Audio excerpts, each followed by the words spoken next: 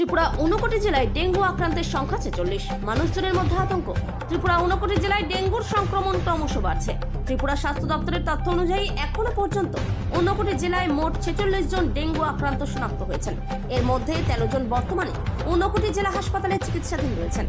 এই পরিস্থিতি নিয়ে 59 জেলা হাসপাতালের মেডিকেল সুপার ডাক্তার রোহন পাল বলেন, 59 জেলা হাসপাতালে সারা বছরই ডেঙ্গু টেস্ট হয়ে থাকে। তবে গত কয়েক সপ্তাহে পজিটিভ ডেঙ্গু আক্রান্তের সংখ্যা বেড়ে গেছে। বর্তমানে হাসপাতালে একাধিক রোগী চিকিৎসাধীন রয়েছেন। তবে এখনো পর্যন্ত কোনো ডেঙ্গু আক্রান্ত রোগীর অবস্থা আশঙ্কাজনক নয়। অনেকেই জ্বর হলে সরাসরি ফার্মেসি থেকে ঔষধ কিনে খেয়ে নিচ্ছেন। এতে জ্বর কিছুটা কমলেও ঝুঁকি থেকে যায়। ত্রিপুরা স্বাস্থ্য দপ্তর সকলকে অনুরোধ করছেন, জ্বর হলেই অবিলম্বে হাসপাতাল বা প্রাথমিক স্বাস্থ্য কেন্দ্রে এসে টেস্ট করানোর জন্য।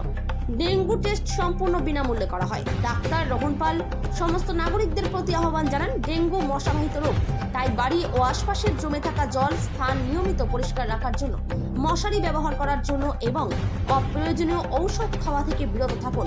সচেতন থাকুন, সতর্ক থাকুন এবং ডেঙ্গু প্রতিরোধে সকলে এগিয়ে আসুন। যে আমাদের যে টেস্টিং করছি আমরা, তার মধ্যে আমরা সারা বছরই ডেঙ্গু টেস্ট করে থাকি। বাট কিছুদিন ধরে ডেঙ্গু টেস্টের যখন করছি তখন দেখা যাচ্ছে যে ডেঙ্গু টেস্টের পজিটিভিটি রেট একটু বাড়ছে।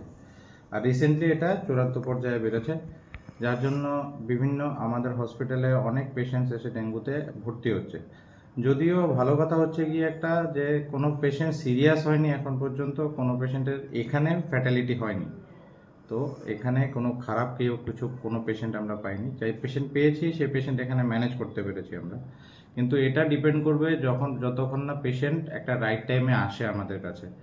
যদি পেশেন্ট জ্বর হওয়ার কিছুদিনের মধ্যেই চলে আসে, এখন জ্বর হওয়ার পরে সিস্টেম হচ্ছে গিয়ে দোকান থেকে নিয়ে ওষুধ খেয়ে নেওয়া, কিন্তু এই জিনিসটা বলবো এখনের জন্য এই জিনিসটা একটু বন্ধ থাকা উচিত। আগে টেস্টিং দরকার, যেহেতু ডেঙ্গু কেস এরকমভাবে বাড়ছে। তো প্রথম আমাদের হসপিটালে যেহেতু ফ্রিতে ডেঙ্গু টেস্ট হয়, আপনারা বাইরে যে করছেন সেই টেস্টগুলো অনেক টাকা রাখা হয় আপনাদের কাছে, আমাদের হসপিটালে এটা ফ্রি হয়। আপনারা আসুন আমাদের হসপিটালে, ঊনকোটি ডিস্ট্রিক্ট হসপিটালে, এখানে ল্যাবে ফ্রি টেস্টিং হয়। তো তাতে যে সুবিধাটা আপনারা হবে, যে আপনারা জানতে পারবেন যে জ্বরটা যে হচ্ছে সেটা কি ভাইরাল ফিভার, টাইফয়েড নাকি ডেঙ্গু। যদি ডেঙ্গু হয়ে থাকে, তাহলে যদি আপনারা বেশি দুর্বল মনে করেন, তাহলে হসপিটালে এক দুদিন ভর্তি থাকবেন, তারপর সুস্থ হয়ে বাড়ি যাবেন।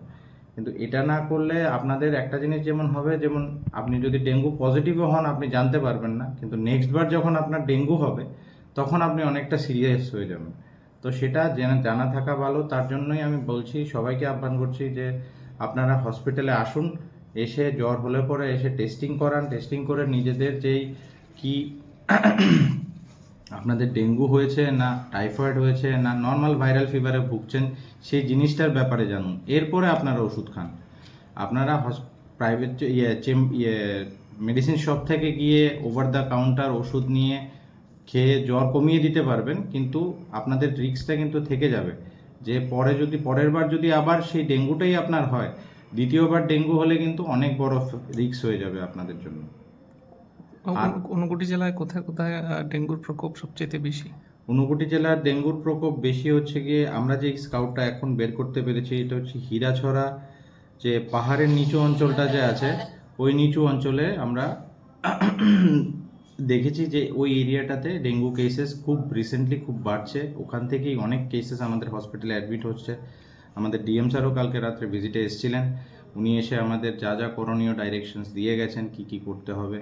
ক্যাম্পস করার জন্য উনি বলেছেন আমাদের, আমরা সেই ক্যাম্পস সিএমও অফিস থেকে কন্ডাক্ট করা হচ্ছে।